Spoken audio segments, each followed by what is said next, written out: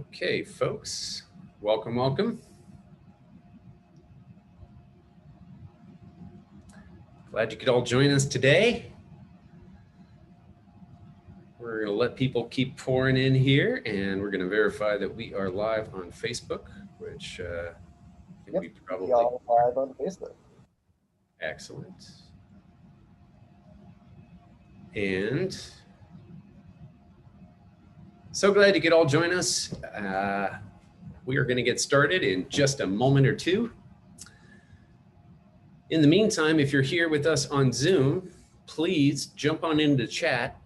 And when you do chat, make sure that little drop down above the message box says panelists and attendees so that you all can talk amongst yourselves. And please jump in and let us know where you're tuning in from. I'd love to hear where you're coming at us from today. And we'll get started in just a couple minutes here. The numbers are still going up. So that means people are still rolling in. Meanwhile, people are from all over the place. This is great. We got Manchester, UK, Southern California, Portugal, St. Louis, Maine, Canada, Massachusetts, Florida, Lake Superior, Northern Wisconsin. Heard of that. Central Illinois, Grand Rapids, Michigan, Berlin, Bristol, UK, Athens, Greece, Sweden. We have a lot of our Europeans today. This is a good time for you all. I'm glad you could join us today. New Zealand, 7 a.m. Sharon, glad you're here. We also have a visitor now. So Lee, why don't you say hello? And there we go. Hey y'all, we got a little one here, wants to come to work with Dad today. Yep. And we're celebrating since we got her first pu'er tea cup, strawberry. That is very cute, but House. Your internet is toast. You are frozen in the land of strawberries. Hit my back? No, your video's stuck, but your audio's good. So that's a start. Good. Okay. Well, that's a good start. Well, we got a young tea drinker here. Why don't you kick your camera? Give it a little nudge. There we go.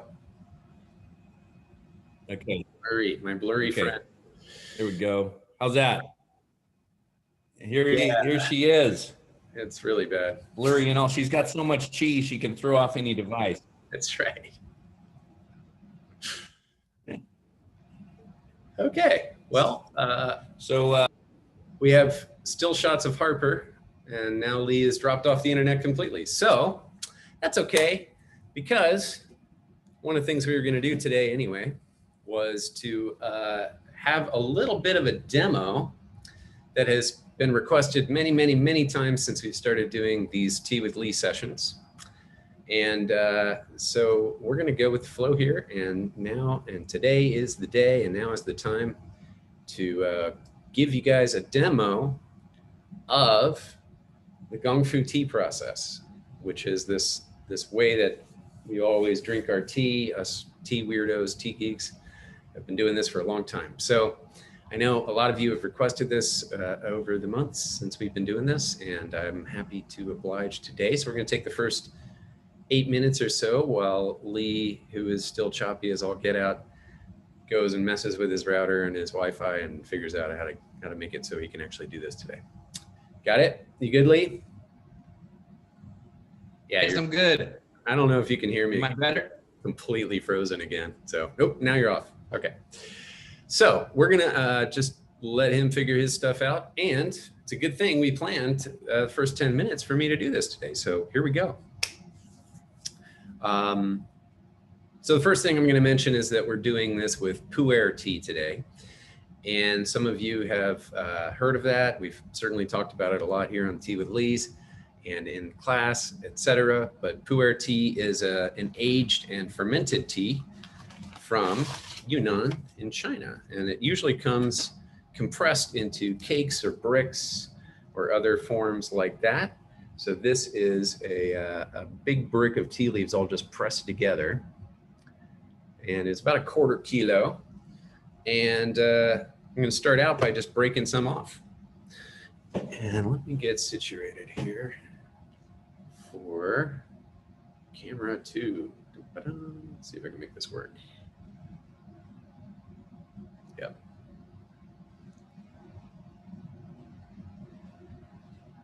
So this is my little tea table. This tea table has a drain in it. So there's this little hose here on this side that allows it to drain out to a little catchment down below. But many of them are just like a disc, or ceramic disc, or a square that has the top can be taken off that has holes in it. And the holes allow you to catch the water in the basin itself, and then you carry it away and dump it. This one has a drain, which is really nice. I bought this maybe 2.5 years into my tea obsession. I was like, okay, I'm really all in, so I'm gonna get a really nice table. So first thing is I've got a little cup here. In fact, this beautiful cup Lee bought for me as a gift. And it's got this gorgeous glaze on it. It's green. And so in the same set came this, which is a strainer.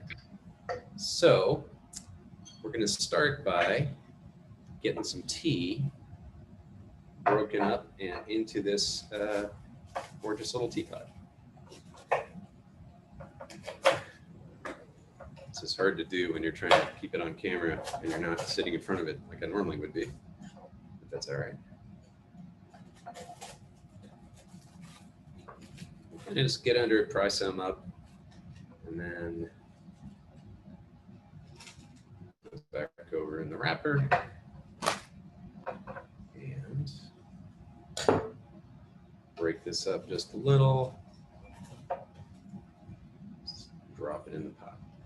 So this is called Unblended Brick. It's a 2006 tea from Hidden Peak Tea House, which has been mentioned a lot around here.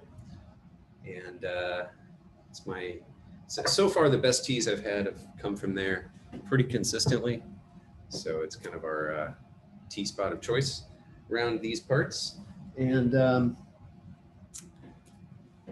now you've got it in the pot. It's dry leaf. I use a fair bit relative to the amount or the size of the teapot. So those of you who are used to making a big pot of tea with a couple of teaspoons of tea in it, this is a different style. It's called Gong Fu. You put a lot of leaf in the pot, and then you steep it a lot of times, and you go through the whole arc from very dark and stimulating to very light and relaxing.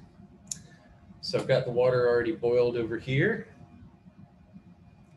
and tend to warm up the pot a little bit. So I'll just go around the edge first. And then in the pot. And I also tend to, the first steep or two, just be kind of gentle, go down the side, and ultimately end up with a little bit of dry leaf floating on top. It's just kind of a sign of respect for the tea. Dunk that stuff a little bit and pop the lid on. This one's a rinse, so we're going to be very, very, very quick on this one, just pretty much right away. And I'm pouring through this strainer that catches any leaf. So if I was doing this just by myself and I wasn't demonstrating kind of how I serve other people, then what I would actually do is just pour this directly into a cup. And I think most of you have seen me do that quite a bit. But I pour it directly into a cup that's about the right size for the amount of liquid in there. But when I'm serving other people, I have a series of little cups here, and I'll use this rinse to warm up the cups. So I'll pour some in here, and I'll have it warming the pitcher. The teapot's getting warm. And then we'll take the opportunity, grab a tea towel here, take the pot and give it a big, delicious sniff, and really a couple of good deep breaths and smell. Really get that smell up into your olfactory system, because it'll really help you taste it. It's a good one. Lee, I know you love this tea as well. It's on your short list of good teas. Absolutely. You are looking masterful at the setting it up and at the. Thanks, man. You're still choppy as all get out. Man, I changed it all up too. Did you? I went to acupressure on my router. It seemed like you were doing a little better for a second there. So it's all good. So the other thing we'll do often is we'll let the tea sit for just a minute after the rinse. And then Puer really loves a rolling boil, a good full boil. So we're going to go ahead and just top off the heat on the tea. Water. Got my little kettle here. Now these are what you call tea pets, and they come in all shapes and sizes. And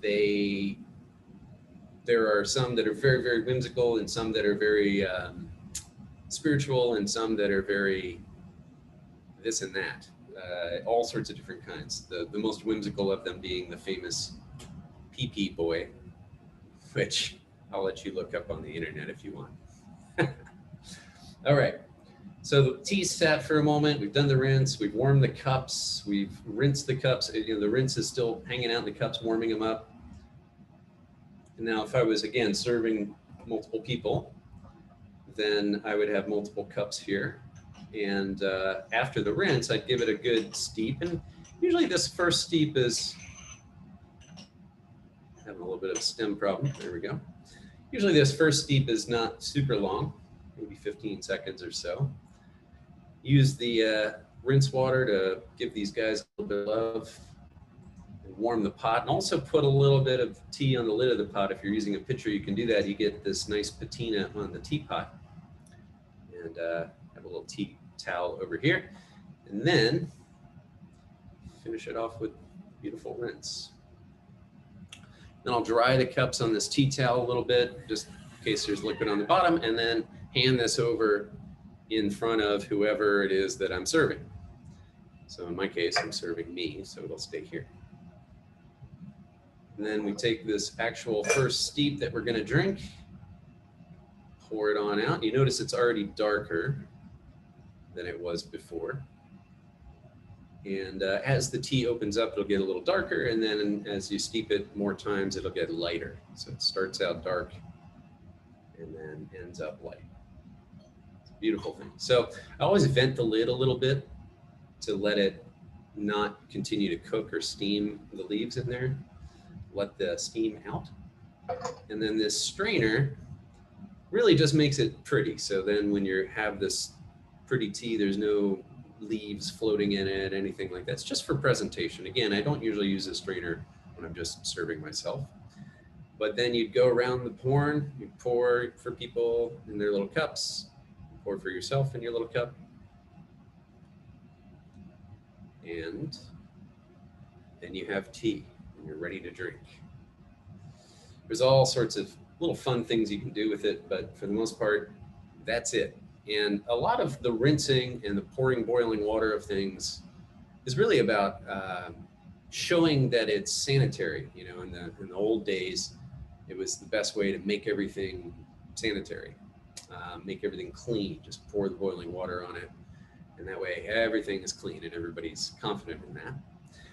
The other thing that I have to say about this is that none of this is necessary at all. Tea is just hot water and the leaves of the tea plant, and any way you want to do it is great. You know, often it's just a strainer and a mug, and that's all I got, and some leaves in it. Of course, there's tea bags, but those tend to be less of an awesome experience than really good loose leaf tea. But this is it. It's all there is to it. So if you want to get fancy with the Gong Fu setup, that's a primer, and you all are welcome to do that any old time. And I think now, without further ado, I think we're ready to actually drink some tea. So I'm going to see if Lee's doing a little better over there and get back to norm our camera angles here. How you doing, Lee? Hey, I'm doing good. Am I better? Is my Qi frozen still, or is it better? You keep going from yellow to red, so I'm not sure how far we're going to get today. But Okay. you're marginally better for the moment. We'll take advantage of it while we can. Okay. We'll set some intentions then. How about? Exactly. Let's do that. I love it. I see everybody's coming in with all the tea they're drinking. This is so cool to all get together and have a cup of tea, talk some Qi. So I'm pouring myself a cup of tea, and I have a beautiful cup. I didn't know if you guys saw Harper's cup, but somebody had gifted us a baby present with their name on it in a pu'er teacup, and that was Joyce Miller, who's here. She commissioned a couple of mugs for us, so thank you, Joyce. That's so sweet, Joyce. And then we also have one that I'm drinking out of here, which is really incredible local potter that my partner Hetty just got me, but just beautiful cup, and it's very thin, so it's nice, so nice to drink out of. Lovely. And Ben, thanks for that ritual, showing us all how to do it. I always see your tea mastery as you explain what you're doing, so appreciate that. All right, guys, lots to be grateful for, and why don't we tune into that? So one of the rituals that I love to do, because gratitude is such a powerful energy for self-healing and also just making the world a better place. And it's a very challenging feeling to have. I was talking to my kids about gratitude, and really understanding that gratitude comes from experience, and to really put our attention on the things that we're grateful for. We do that as a ritual before having a meal, and then I often have it as a ritual before going to bed. But we can also integrate that into our tea ritual. And the nice thing is we connect with the tea, something physical, and then we connect with the energy, something invisible or formless, and we just bring it to the heart. So you're going to hold your teacup at the heart. And we do a little Qi Gong movement where you go slow around the heart center. And it's like you're stirring in the energy into something physical. You're stirring in the intent, the energy of gratitude, like you're tuning into a frequency or a radio station, so that you stay on that positive channel for longer and longer periods during the day, because what you pay attention to starts to grow. And if your mind and your perception is tuned into the things we're grateful for and appreciate, they tend to show up more in our lives. And so we stir that in, and just think about one or two things that you're grateful for. Could be about your morning, yesterday. And take a deep breath. And let's smell the tea. And then when you take a sip, just make that intention to bring in more gratitude, more experiences of gratitude going into your future, into reality. So we take a sip, and that creates the formless into form.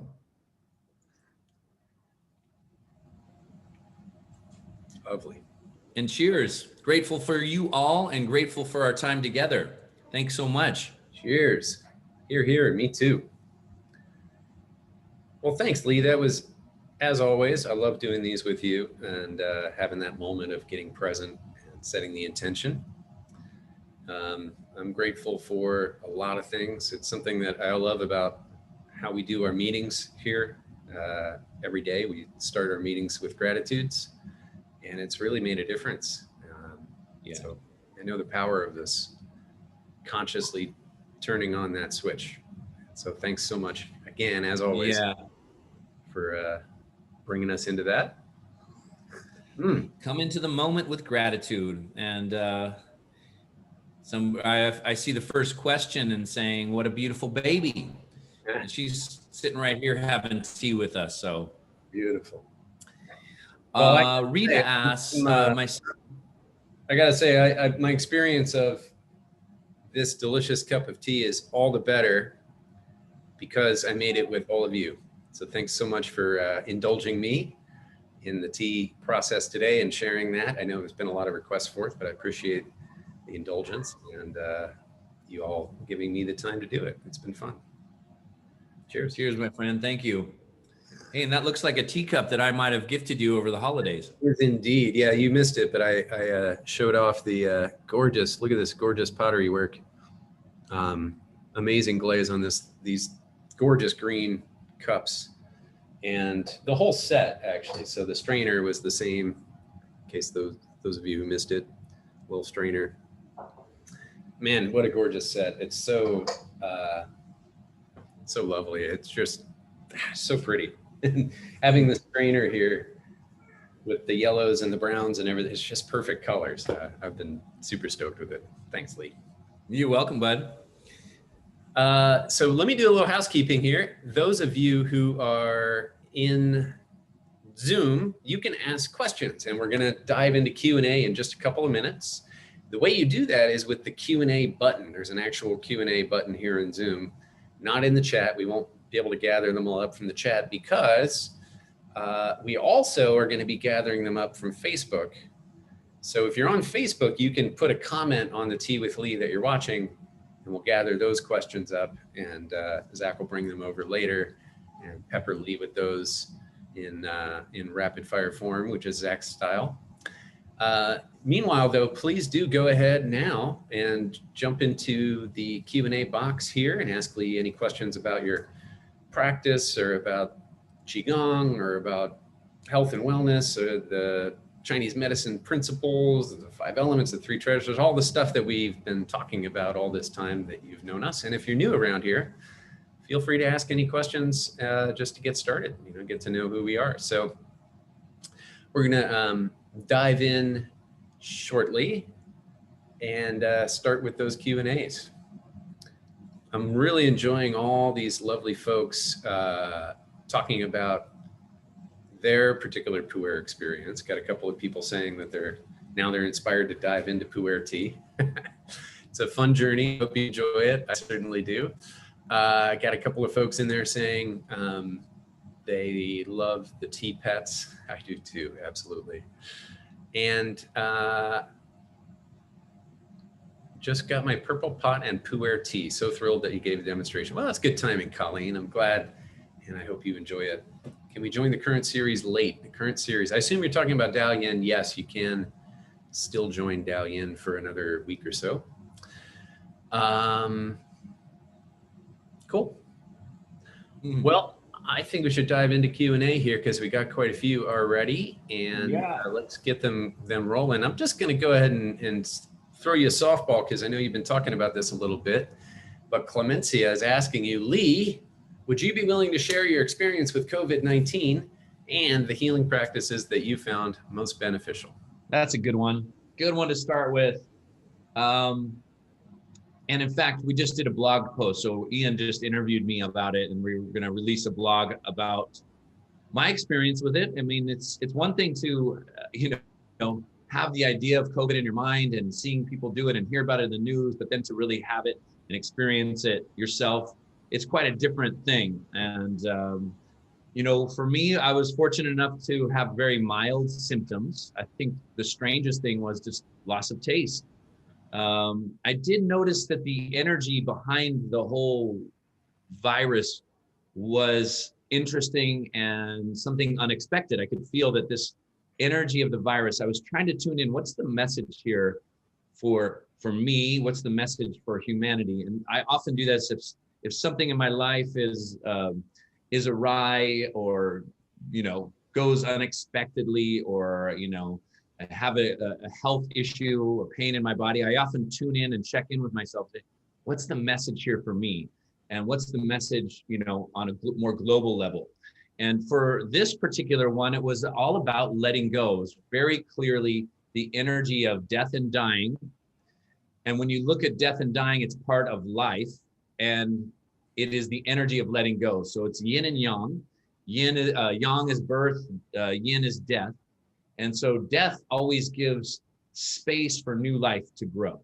And that was really came clearly with this disease or virus. And so as I got into it, for me, I was journaling about what shifts do I want to let go of, what, habits or processes or energies, emotions, thoughts can we let go of? And then when I meditated on it in terms of our humanity, and as we're going through this, something unprecedented like this as the whole world, I was really coming up with the insight of what do we need to let go of so we're in a better relationship with each other and a better relationship with the earth and humanity.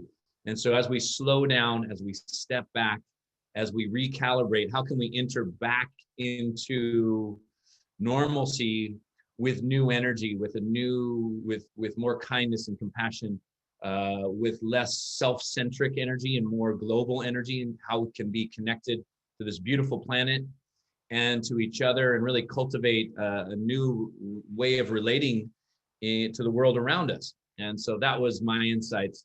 As far as symptoms and what I did specifically, I did healing sound, vocalized.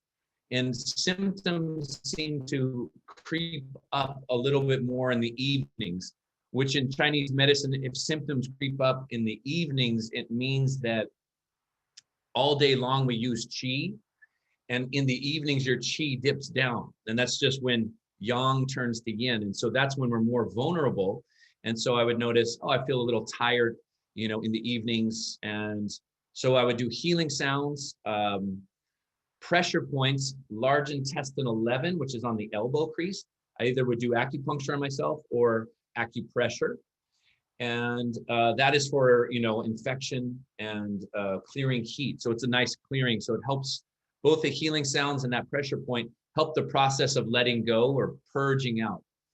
And I did in the mornings deep breathing practices, breath work practices to strengthen the lungs. And then supplements, I took some Chinese herbs, a formula called Yin Chao, which is YinQiAO, Yin Chao. And then I did just supplements like vitamin C, vitamin D. I did some cordyceps and some mushroom supplements, and that was about it. Symptoms were very mild for, like I said, loss of taste for 4 or 5 days. Couldn't taste my pu'er tea, which was frustrating. But then as taste came back, I had a real sense of gratitude and appreciation for my sense of taste and smell, because when it's gone, your relationship to food and taste and tea and everything else was very, let's say, bland. And as it came back, it became much more rich, and I developed a new sense of gratitude for those practices. So that was my experience. I'm so grateful that I had some practices like Qigong and acupressure, all these things that we're talking about, to lean into, because they really, really helped. And I'm grateful that I had a practice beforehand, because I felt like my immune system was very strong and just had very mild symptoms. And that's part of Chinese medicine, that if you catch something, first and foremost, we try to prevent things. And if we do catch something, we want our energy strong so that it can push out what is called pathogenic Qi, and that it just remains on the surface and doesn't invade deeper into your body, doesn't go from, let's say, sinuses to the throat, to the lungs, to the digestive system. We can push it out on the surface. So when our Qi is strong, it's a great way to prevent these problems from entering deeper into the body. And then hopefully we just have mild symptoms.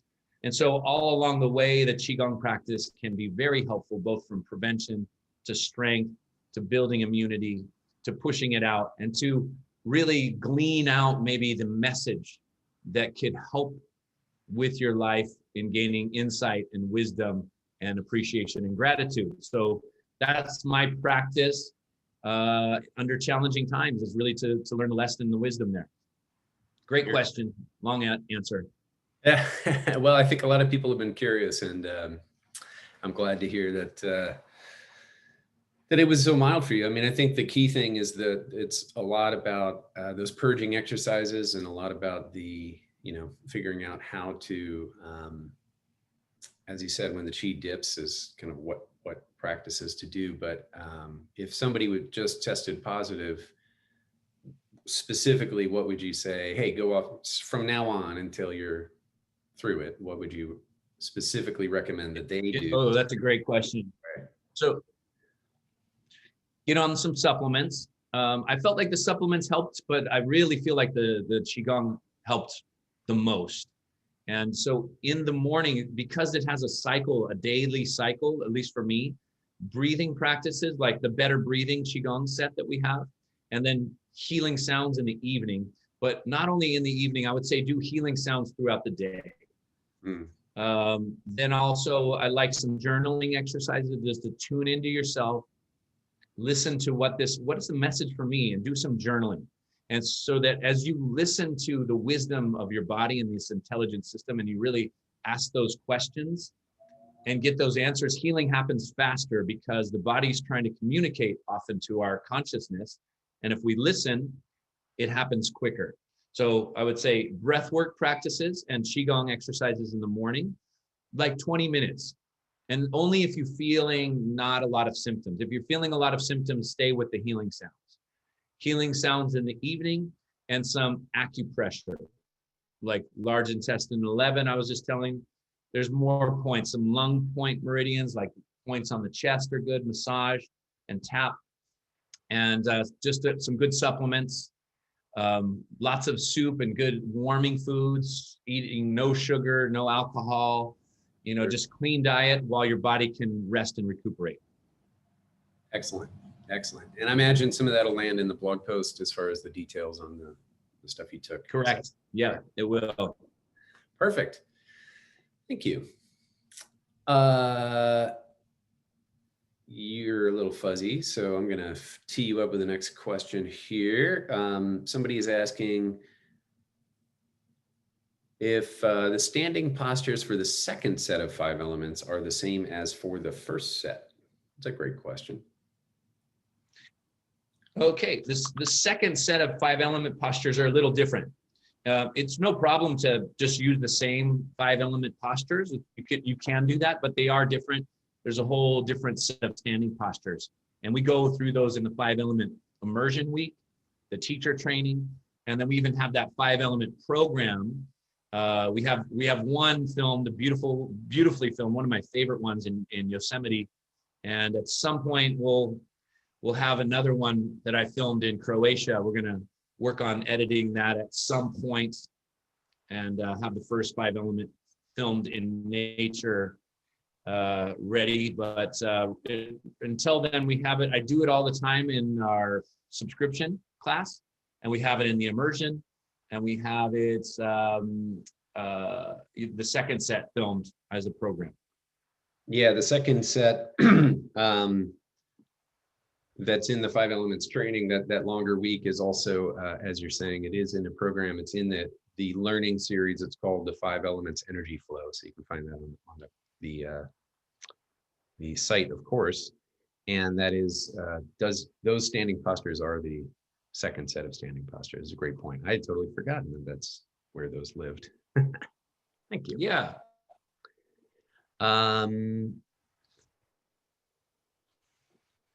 Somebody's talking about their migraines, and essentially there's this crescent-shaped sparkly auras and blind spots that starts 20 minutes before the migraines come on.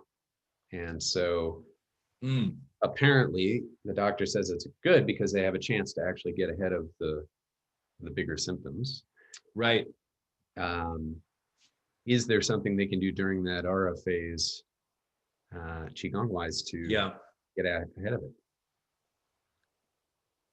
Oh, so in that phase, do large intestine 4, best point in the body for headaches. It's right here, right there in the between. Squeeze it and work it real hard, both sides. You could also do liver 3, kind of same location on the top of the foot. You could look up those 2 points. Any downward flowing movements of Qigong are going to help, like pulling down the heavens. And just try to get the energy that tends to rise up and create that pressure in the head to move downward. And then the other thing, of course, healing sounds. Specifically, when you're doing pulling down the heavens, you make the he sound. And you exhale all the way out and you get that chi to go down towards the feet. And that will work really well. Zoom thought that was background noise, but essentially he's whispering the sound he. So that's the healing sound that goes along with pulling down the heavens. Yeah, exactly. Zoom will if just I vocalize it. Right. Yeah. And you could vocalize it too if you want to scare the family pets. Ah. Thank you, sir. Here's another interesting question. Is it common for a healing crisis to occur after doing over 3 hours of Qigong, like having chills and low-grade fever? Yeah. Yes. If you do a big Qigong set and your body says, thank you for all this energy, let's clean out the system. Let's get rid of the toxins that maybe have been there. We didn't have enough energy in the past, so we just stored them there. Now let's get rid of them. You're going to feel a healing crisis, a detoxification, rest, hydrate, soups and teas, and healing sounds. You'll move through it and you'll be better off because of it. You'll be decongested and your body will have more efficient energy because of that. Yep. Yeah, it's so interesting. Like you find out about this stuff and you start doing it and you get excited, and then it's easy to just kind of dive in deep and then be like, whoa, apparently I overdid it a little bit. Yeah. It seems like it should just be impossible Yep. to do it. And I think maybe eventually it is, but as you say, once, your body has to clean house first. Oh yeah, exactly. Eventually you won't have that. But when you do a big session, maybe you're not used to it, or you do 3 hours, you're just used to 1 hour a day or 1 hour, a couple times a week. It doesn't even have to be a timing. It could just be that you touched on an energy that you weren't used to, that now your body feels safe enough to release and clear. That's what happens. Now, if you think about it, putting toxins in your body can often feel good.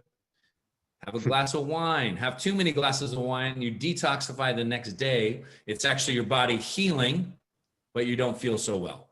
Mm-hmm. And so when you do this on a larger scale, the Qigong is healing your body, but it goes through a healing crisis, as they mentioned, or a detoxification or a cleansing. And it's just part of the process. Just know that your body's energy system is helping you with the healing. Great. Go ahead and kick your video again, if you wouldn't mind. You're frozen. Let's see. Bing, bing. How's that? That's worse. Now you look like a frozen ghost. Oh, you're back. Okay. Yeah, you're back in the red. So okay, we're not doing so good.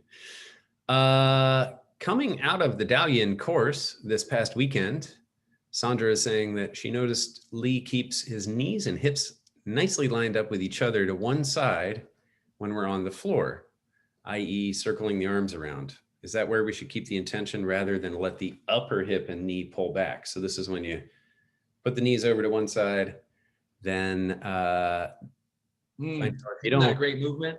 Yeah, it is. But yeah, it's easy to naturally you go like this and your knee lands here, not here on the other knee. And it seems like you keep those lined up, and that's kind of, if I'm not mistaken, what you're doing by holding it down with the other arm. Yeah, so when you take the knees over to one side, if you can keep the knees lined up, it'll keep your hips lined up so that when you're circling the arm, you're just massaging the spine and squeezing and working the energy through the organs. And the other thing that you're doing is you're loosely following the movement of your hand with your eyes, so that opens up the neck as well. So it's a simple stretch and movement and floor flow, but it has tremendous benefits for the spine and the shoulder. So yeah, wonderful. Good observation. If your knees don't line up because your body is tight or you have some injury, it's okay. You're still getting all that motion and movement, and it's not a problem. You're not gonna, it's better to still do it even if those hips aren't lined up or all the way to the floor, because that mobility is so important. Mm-hmm. Yep. Holly's asking, I know Lee has said we could just do the flowing movements or the standing postures or both. What factors would you consider to make this decision in your personal practice? So personal practice, it's time. How much time do I have? What areas in my body maybe are bugging me or feeling tight? Or what am I working on right now? Is it morning? Is it evening? Do I need to clear some stress because I've had a busy day? do I feel low energy, so I need to build some energy up? And those would be the factors that go into designing your routine. And which one am I feeling like it's resonating with me today? Because movement should be fun. It should feel good. If it's fun and feels good, we tend to do it more, especially when we do a movement sequence and we say, wow, I just feel so good after that. We remember that, and then we want to repeat it. So sometimes movement is hard to do. It's hard to get our bodies motivated. Sometimes we're just like, easy to sit down on the couch and not move. But if you just have that little initiation to say, get yourself to move for 7 minutes is what we recommend. Usually when you do like a negotiation with your mind and say, okay, I'm just going to do 7 minutes, even though you're saying, I don't feel like doing it right now, just give me 7 minutes. You feel so good after 7 minutes, that usually turns into a 20-minute practice and you feel even better. So just know that on the other side of movement, about 15 minutes on the other side of that is your best energy, is a place where you feel really good inside of yourself. And that's where we want to get to. That's the bridge that I often like to create or help people construct, so that each and every day we can cross that bridge into more energy and less stress, into feeling really good in our minds and bodies. And that's what this practice does. Yeah, absolutely. Yeah, that's great advice. And so if you're trying to, the relaxation, the flows, that piece really brings in a lot of energy, but in a very relaxing way. And I would say that the standing also, you were talking about, if you need more energy, you need a bigger boost. A lot of those standing postures really can be strong energy. And so maybe not the best thing to do right before bed in some cases. Correct. So that's part of it too, is, you're trying to get into a lot more yin, or you're trying to, cultivate yang to get through the rest of your day or whatever it may be. So that's part of it for me. Got a couple of people asking, actually, I would say there are like 9 people asking if you're going to take the vaccine. And I think you already have some antibodies. I don't know if they're really asking if you're going to take the vaccine or if they should take the vaccine, but I don't think we're in a position to give anybody advice on that. But I think in your case, I don't know if you've done any of the research or found out whether there's a reason to do it under your circumstances where you've already been through it. Yeah. Yeah. Yes. And you're exactly right. I don't give people advice on the Western medicine stuff because I'm a Chinese medicine guy. So I have lots of advice to give energetically, Qigong wise, pressure points, herbs, Chinese medicine. I can't tell you personally, I usually I shy away from vaccines. I never get flu shots. I just really haven't felt like I've needed it. I'm going to shy away from the vaccine unless I really need it, unless it limits me in how I can travel and things like that.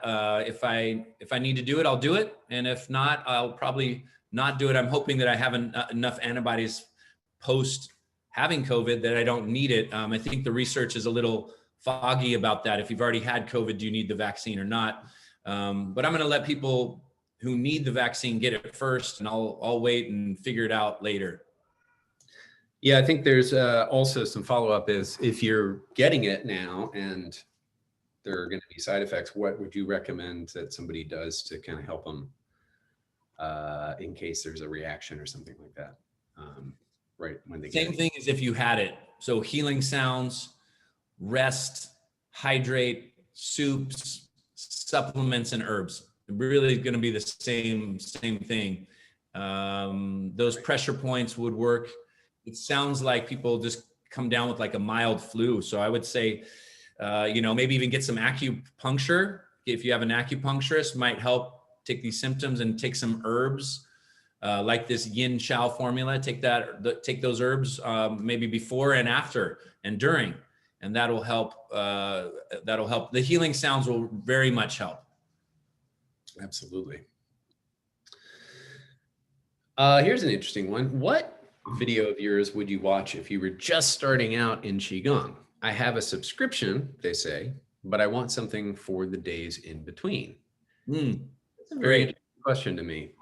Great question. I'm going to say, for me, if you're a little bit more advanced practitioner and you want something maybe a little bit deeper in its energetic quality, I would say the 5-element energy flow is just such a beautiful practice. And it's, you know, a little more traditional set. You get flows plus standing postures, some depth of energy. I would integrate that one. And then I would look and see if there's any of the conditions that really resonate with you, like upper back and neck, arms, wrists, and hands. I might add one of the conditions. So I do like video class subscription, then the 5-element flow, video class subscription, upper back and neck, video class subscription. And I would just cycle through and then decide, hey, today, what do I feel like?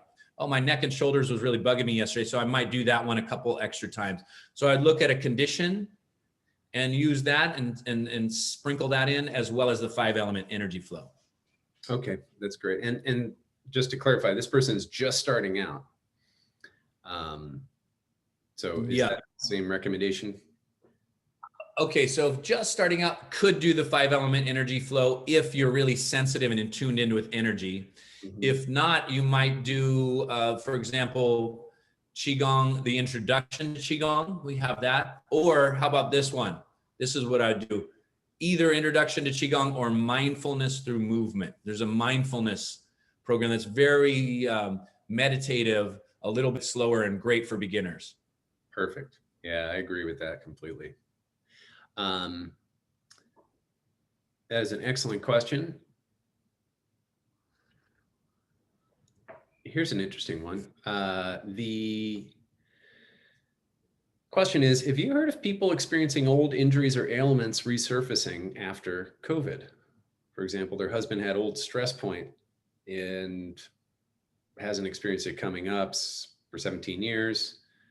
They also themselves recovered from severe dry eye, and it's been over 3 years, but both of those things resurfaced after having COVID. What are your thoughts about that?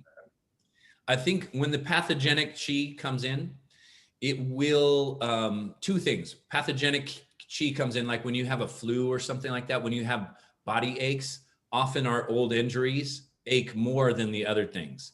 So I think there's something to that. And when your body then ignites its healing power to push out the pathogenic Qi, it'll also look for, because it's elevated, where are those old injuries that we could send some of this extra Qi to? And so you might, as the energy goes through the body, it might start to feel those old injuries, and hopefully they go away after a few days and they're not just persistent. I find that interesting that those things happen. And partly it's the body trying to rebalance and heal. There's some unresolved injury or stagnation of Qi in those old places that the body's trying to address somehow. Mm-hmm. Yeah, it's so interesting. You know, getting a little extra body work, acupuncture, energy work can be helpful when those things happen. Yeah, that makes a lot of sense. You know, I find it fascinating how often we get a little bit ahead of those things, but they don't necessarily completely resolve, but we're ahead of them. So they don't bug us anymore. And with me, it was like, I had a back injury, and it's for a long time, I was in a lot of pain. And when things would feel better for a little while, you start to go about your life as if everything's fine. And then something resurfaces and you realize that you really aren't, you know, you're just a little bit ahead of it as opposed to completely on the other side of it. So sometimes these things can seem dormant and then resurface just because it's, you know, your energy gets run down, your body is experiencing that healing that you're talking about, of like, oh, there's actually more to do here, but we've been far enough ahead of it that the symptoms weren't acute. Yeah, right. Somebody's asking, how do you balance time with teaching, acupuncture practice, home, having 4 kids? I got 2 teenage daughters and an infant, you know, all the business stuff that we're doing, writing a book. How do we do it? More Qigong. When you have more energy, you have more time. Well, at least it seems like you have more time. You're more efficient. You get a lot more done and you do it well. I mean, I just see this over and over again in my personal life, and it doesn't feel like I'm stressed out or working. I just feel like I'm moving through the day efficiently. I'm having fun playing with the kids, moving through their issues and helping them and creating good relationships and doing efficient work. There's a saying in Qigong practice, use 4 ounces to move 1,000 pounds. And that's efficient. 4 ounces, because why can you use 4 ounces to move 1,000 pounds? Because you're in a flow and unseen forces are conspiring with you as opposed to against you. So instead of standing in the river and trying to swim upstream, that takes a lot of energy. If your mind and body is expressing the river of life moving through you, you're in a flow, you get more done, you're more efficient, and it's a lot more fun. And so just take notice that when you're in the flow and when you're not, when things seem to be a struggle and challenging and hard and efforted, recalibrate, step back, think about how you can do it in a different way. Mentally rehearse, so if something's challenging in your life, think about it, make some different calibrations, and then rehearse it in your mind for tomorrow or the next day, whether it's, a challenge with your kids or your spouse or something or work related. Rehearse it in better and better ways first in your mind, and then go into it with that efficiency, with the stress out of your body and with the energy lifted after a Qigong practice.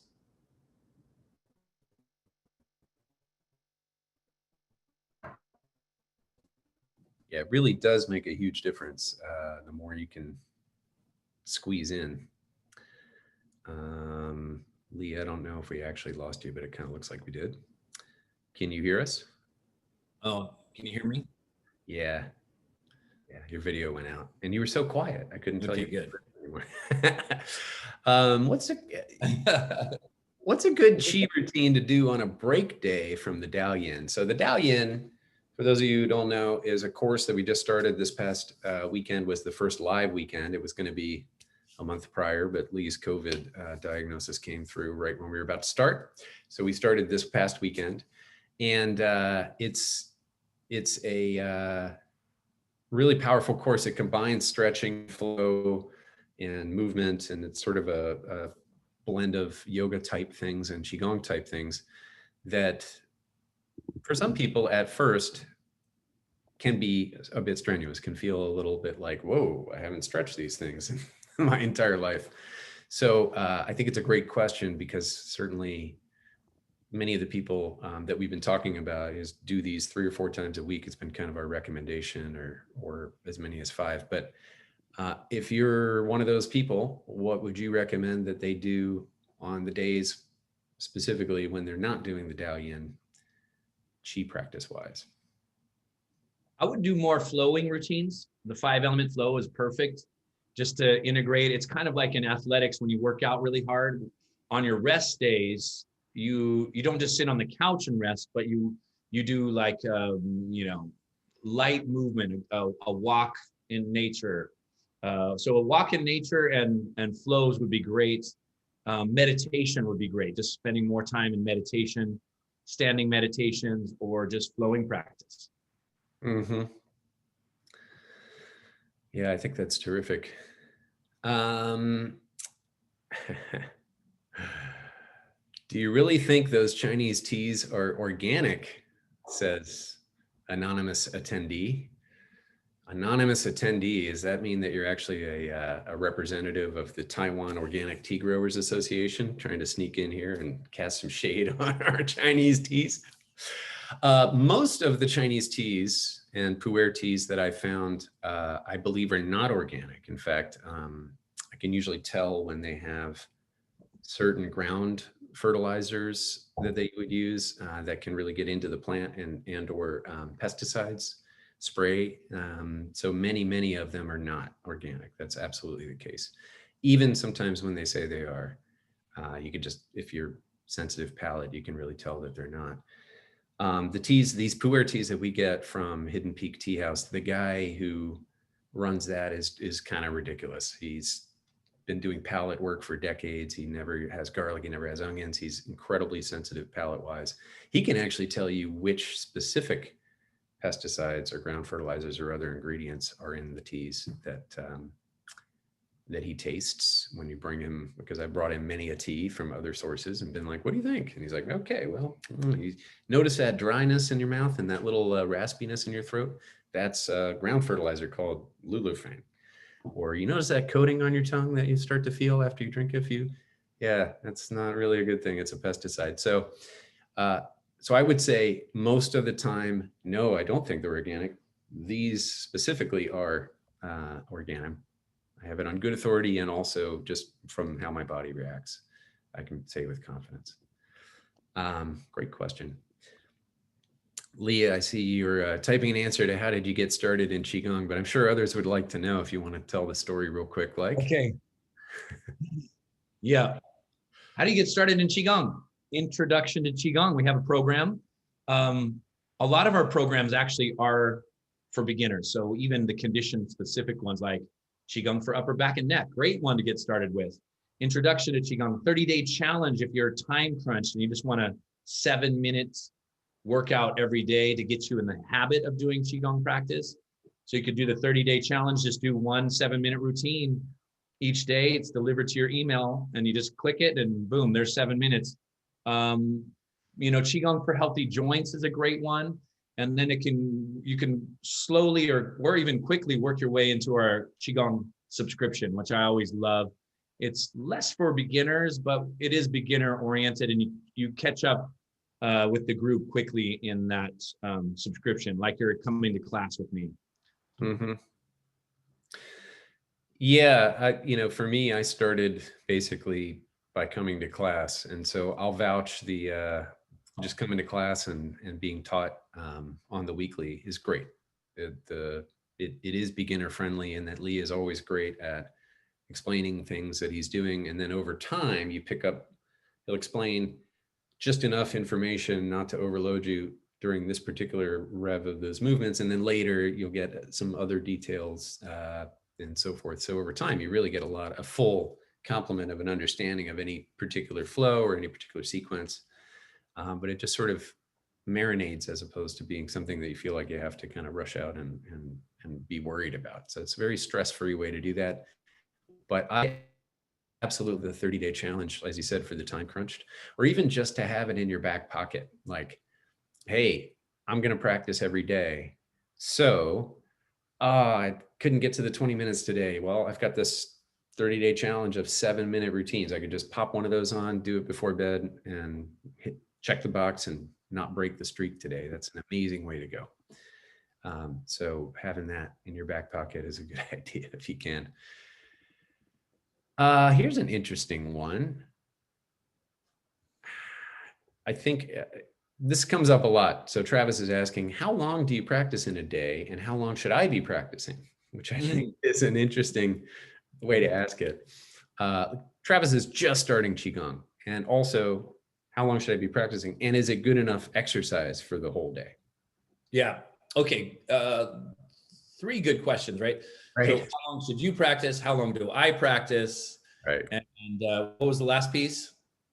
Is it good enough exercise for the day? Good enough exercise. Okay. Yep. It is good enough exercise. It just depends on your fitness goals. You know, if you want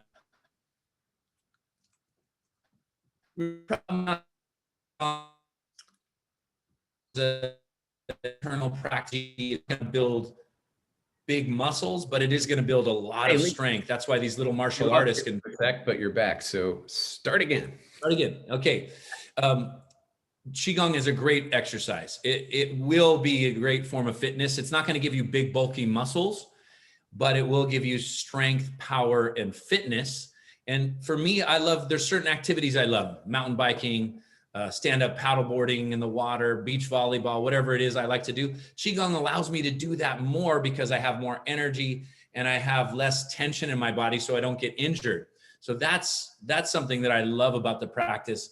That said, if you just want overall fitness, Qigong is great, and it'll give you that overall fitness, especially this style, because for me, it's important to create strength, flexibility, and flow in each and every class. Me personally, how long do I practice? I mean, I often joke I'm practicing, 24 hours a day, because life is a Qigong program and Qigong class. And if your formal practice of Qigong starts to move into your life, then we have formal and informal practices all the time. A formal practice for me, I often, teach an hour a day, and then I do an hour a day of my own practice in my busy life. I will take times where I'll do, 2 or 3 hours of practice per day, if I can squeeze away, or if I take a little retreat, or if I'm going to train with somebody, I'll do a lot more. And so for me, ideally, you do a consistent practice every day. Let's say that's 30 minutes. And then once, twice a week, 3 times a week, do an hour and a half. That's a great way to build your energy. And if you only have time for 7 minutes, just keep consistent with your practice. And over time, you'll see the benefit. You'll see the efficiency that it imparts. I recommend, occasionally doing a weekend workshop where you just like, I'm going to do 3 hours on a Sunday, or once a year, twice a year, you do a full 5-day immersion so that you really are making progress in your energetic and spiritual and inner potential self-growth. Excellent. Well, guess what? As you could probably tell by Zach's camera being on, it's time for Facebook questions. Let's do it.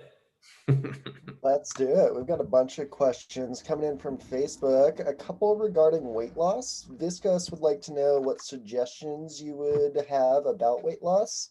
And Claire wants to know if we have any programs available for download regarding weight loss. Such a good question. And we've had lots of conversations about this. Okay, so I did 2 years of work with Weight Watchers, and the result was it was the best, what they called off the scale adjacency program that they've ever run. Means people just loved it. They felt like it was helpful for their weight loss journey. It cleared the stress around the weight loss. When you clear stress, your body's metabolism is more efficient. You sleep better. So with weight loss, what you eat and how much you exercise are just 2 factors, and they're not the most important factors. Often, even more important is your own metabolic fire, which Qigong helps, because with lower stress, your body rests and digests. That digest part happens when you're out of stress mode. And then you sleep better. Sleep is a very important thing for weight loss. And then also what Qigong does, because our stress levels are lower, our cravings go down. All those factors come into play. So I would suggest get on the video class subscription, get a consistent Qigong practice. That is a great class because we are focusing on exercise, less stress, energy. We often do digestive and metabolism building exercises in that. Eventually, we will have a very specific course on weight loss. It's not out yet, but Ben and I talk about it quite frequently. Perfect. And James is asking if you have any pressure points for anxiety relief. Absolutely. P6 is great for anxiety. Look, it's right here. 3 fingers up from the crease of your wrist in the middle of these tendons. And you just massage that. It's great for anxiety. You massage that and do shaking. Shake the body, that shaking exercise with the heart sound. Ha. H-A, you can do it as a vocalized or a whisper, and shake for 3 minutes. Massage that pressure point, 1 minute on each side. So a 5-minute quick anxiety clearing works wonderful. Give yourself those 5 minutes and clear anxiety. If you don't have 5 minutes, even 1 minute will help. Great to know. And John has a couple questions about the healing sounds. What's the best time to do the vocalized healing sounds? And also, is there any books that you'd recommend on them? All right. Best time is often the evening because it promotes good sleep. That being said, anytime's a good time to do healing sounds because it's regulating and balancing, especially the vocalized. Vocalized sounds are a little bit more for our physical body, and the whisper sounds a little bit more for clearing emotional stress.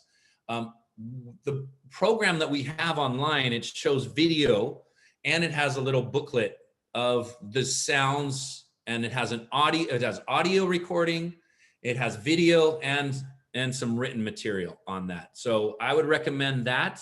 Montauk Chia, if you wanted just a straight book, is a book called Transform Stress into Vitality. Those two recommendations, and this particular version of Healing Sounds, one of the systems that I teach was the Montauk Chia version, but I also add some other versions of the Healing Sounds that I learned from other Qigong teachers. So you get a nice variety and skill set with that sound practice. Nice. And Rob is curious. I would appreciate if you could discuss the importance of intention in regard to anything that we do. Mm-hmm. Intention is very important. In Chinese, intention translates to E-Y-I, and the picture in Chinese of intention is a picture of a pictogram of mind, eye, and heart, which means where you put your attention. So you start to put your attention on what it is you want to create. You visualize, that's the representation of the eye. You visualize in your mind, you make pictures of what it is you want. And you put the heart, you put some passion behind it. And that's how we start to get our intentions into physical form. Mind, eye, heart power was called intent. And I think that's a great representation of what intention is, because intention has energy, is a force like any other force, like gravity. It's a real thing that makes things happen. So when you put more heart, more emotional energy, you have a clear picture and you hold a lot of attention to it, those intentions start to manifest. If you want more on it, check out the Qigong for manifesting work that we did in a workshop. It's on our website. It's a workshop that you can still have access to.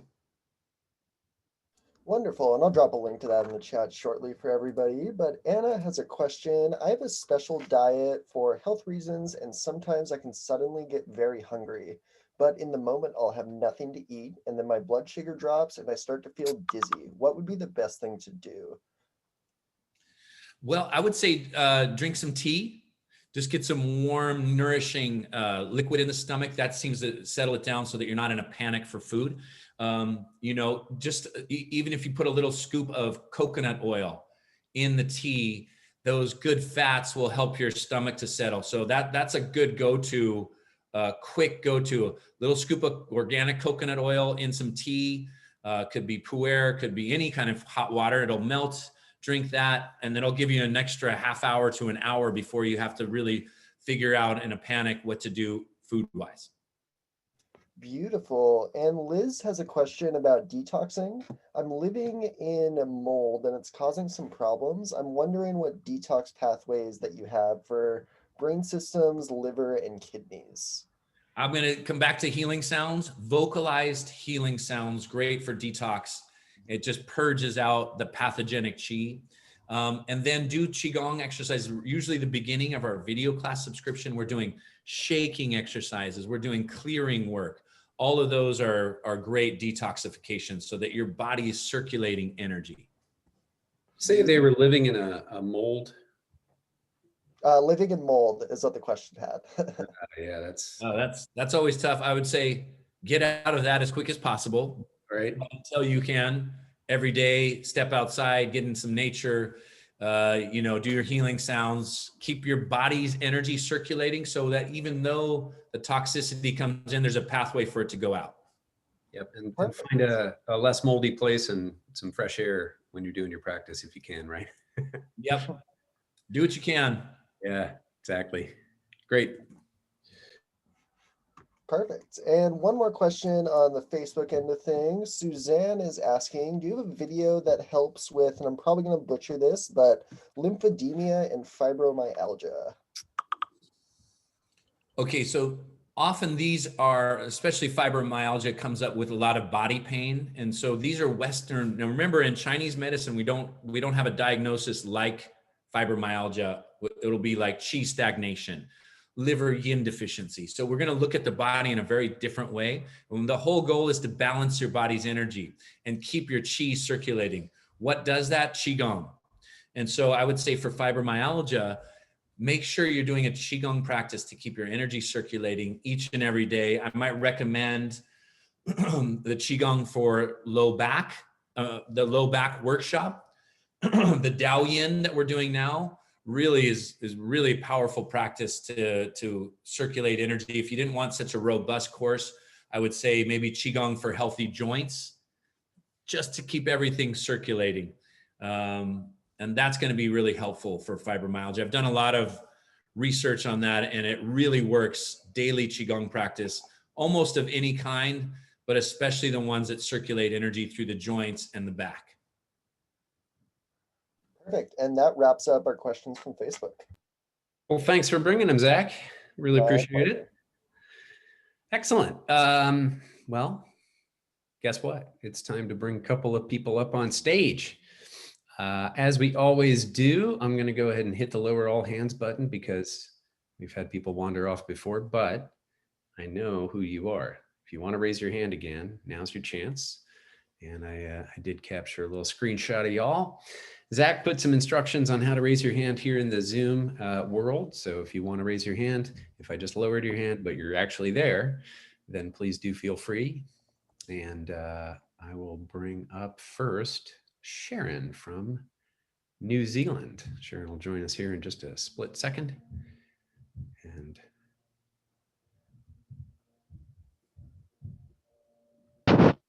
hi, hey. Lee. Hi, Sharon. Hi. I had a question about the Meridian Stretch. Sorry, I'm at work and I've snuck out the back to talk to you.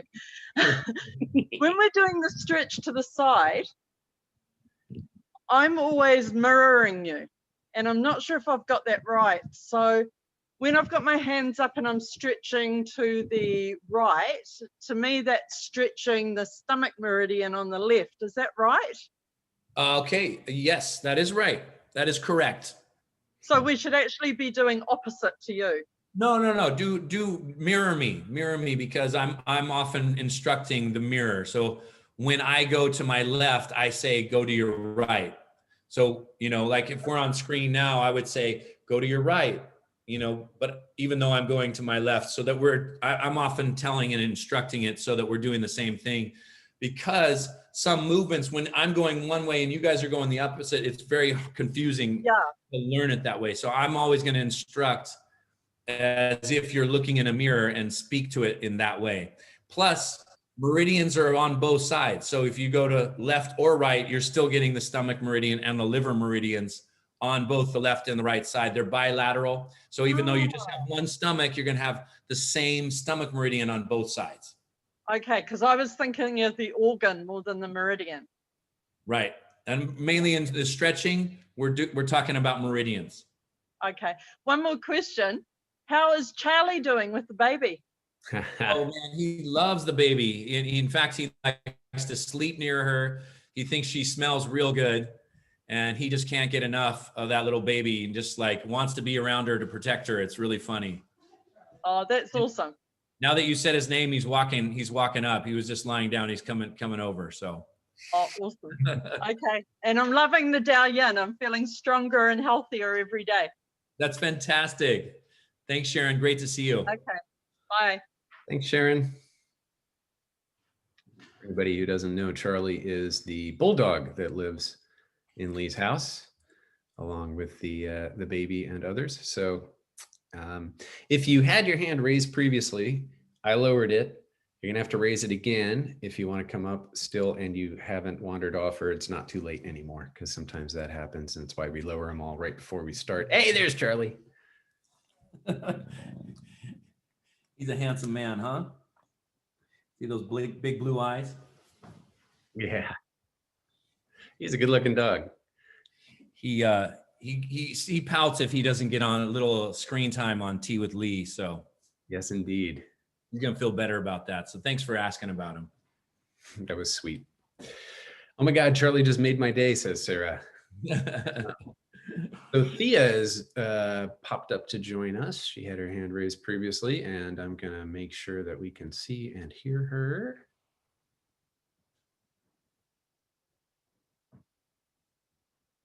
Thea, you're close. Just need What to do I have to do? start the camera. I think it should be prompting you to do that. Oh. There we go. Perfect. Ta-da! Oh, I'm so glad that I got on. There's been a thread of conversation on Facebook about this woman was saying that she gets very dizzy and being around people, and she dissociates, which means she gets disconnected from herself and them, and it's a very disorienting experience. And so some of the conversation raised was how we pick up other people's energy, but we're also projecting. And I mean, this is stuff I know, but when I was watching that thread, it brought more conscious awareness of what we put out affects others, but also we can be affected by what's going on. And with the mental health issues in our nation right now, there's a lot of negative energy. So there were some suggestions. I'm just wondering if you talk about that. I think it's so important at this time for us to go dive deeper in that and get more strong. Yeah, it's such a good point. I'll just give a little specific thing to do. And, we have this organ system in Chinese medicine called the heart protector, which is the pericardium.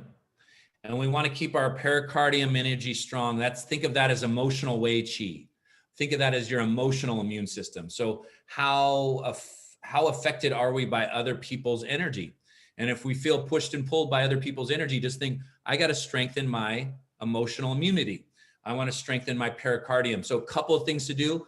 This one right here, wrist cross flow, or you just stand like this with the wrist cross. That's crossing that pericardium 6 point that we talked about earlier. You just stand like embracing the tree, but hold your hands like this and imagine a golden shield around your body.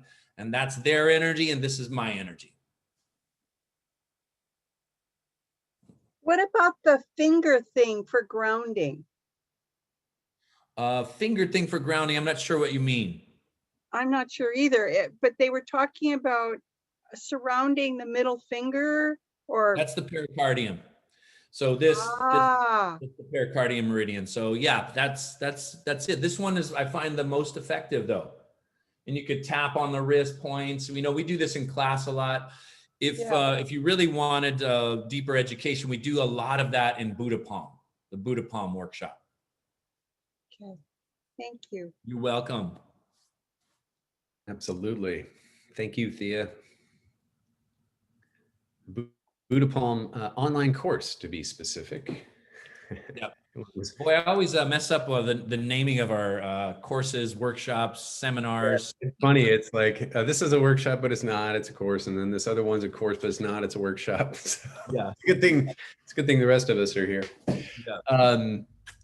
Next up is Jenny. We're going to just have Jenny. So I'm afraid those of you who are just now raising your hands, this is our last for today, but you can certainly get your questions answered by writing into support at Holden QiGong or coming to a future Tea with Lee, and likewise with the other folks whose questions we didn't get to in the Q&A. Jenny is coming on in, and I thought she was coming on in. There we go. We'll hit the magic buttons. We'll get her video and audio going. There. Hey, Jenny. I had to laugh because my question was almost what you just said, Lee and Ben. The five elements, I should say, energy flow, is that the same as the one that's in the as the 5 energy course? Yes, it is. It is reviewed in there. So one of them we filmed in nature with Yosemite background with the waterfall and the voiceover and the music. And then the other one, I'm in the studio and we're teaching it, more broken down exactly what to do, things like that. So there's, we got to look at these things from a few different angles as we practice to get better and better at it. Well, I think I like the park real well. It's real nice, isn't it? It's awfully beautiful. It is beautiful. And I just have one more thing is my hand, especially this hand, keeps, I keep wanting to do this all the time. Okay. Because it feels like it's nummy. Especially this one isn't bad at all. But this one here feels like, everything. And my fingers sort of tingle. What do I do? I like that word nummy. Yeah, me too. You mean it tastes good and you want to eat it? Yeah. Yeah, no. In our house, nummy means it tastes good. So Yeah, don't eat your hand, please. Remember, Okay. I'm Jamaican, right? I've used different words. That's So, great. when the hand is feeling numb or tight, or it's often coming from the neck. So I would say do some Qigong exercise that open that side of your neck. I'm thinking of dragon stretches its tail, and just spend a little more time on that side and go easy, nice and slow, really work the energy through those meridians and get the Qi to circulate. Yeah, okay, I will do that. Thank you. And I love seeing your baby. And Charlie. They make me smile. They make me smile a lot. I bet, yeah. Your So, fur baby and your skin baby there. yeah. That's it, Jenny. Yeah, and I've really enjoyed this tea from beginning to end. Aw, Thanks, Jenny. thank you. See Okay. you soon. Okay, well, we're gonna finish up here in just a minute or two. And when we do, I think Lee is gonna give us a little bit of a closing moment, but I wanted to mention, because Zach reminded me that he's got some links handy, and I wanted to mention the 5-day Qigong challenge, which is coming up. So we're currently letting everyone know about it. It's going to be on March 1st through the 5th. So the first week of March, it's going to be 5-day challenge. It's you get free access to our subscription during that time. And every day we post a different 20-minute routine. And you can participate by doing the 20-minute routine every day for 5 days straight. So if you're trying to get your practice up to speed, or you just want to participate in the community, Zach has just posted a link there. It's qigo.ng/5-days, but he's just going to keep posting it because everybody's posting in the chat there. So if you want to join, it's free. It's just a fun way to hang out with the community for a little bit. And then you'll actually have access to the subscription for another 8 days or something afterwards. So you can try that out if you'd like, but it's great. If you know anybody who you want to get into Qigong, or you've been talking about it and they're like, yeah, I'll try that someday, this is also a great time for them to do that. So wanted to make sure to mention that, since we just opened registration for it today. That's all I've got. So Mr. Holden, hopefully you've still got some tea. I've still got some tea, but I think it's time to call this tea a wrap. And maybe you could give us a little bit of inspiration to send us on our way through the rest of our day. Beautiful. I do have one sip left. I finished this whole pot of water, so it's good time we stop. Yeah. Guys, thanks so much for joining. Beautiful session today. Great questions. Thanks, Ben, for showing us that nice tea ritual and cultivating some gratitude as a ritual at the end of the tea practice. And gratitude cultivation, it can be even more powerful if it's embodied and it's with the practice that's more physical. So we have the intention, the mind, and we said mind in Chinese and in Qigong, intention was mind, eye, heart. And so as we go and why don't we just put our mind and our attention on something that we want to create today, visualize it in your mind, and feel gratitude that it's already happened. And you just draw that energy into you that way. The mind is what goes out and connects to the energy. The heart is what brings that energy back.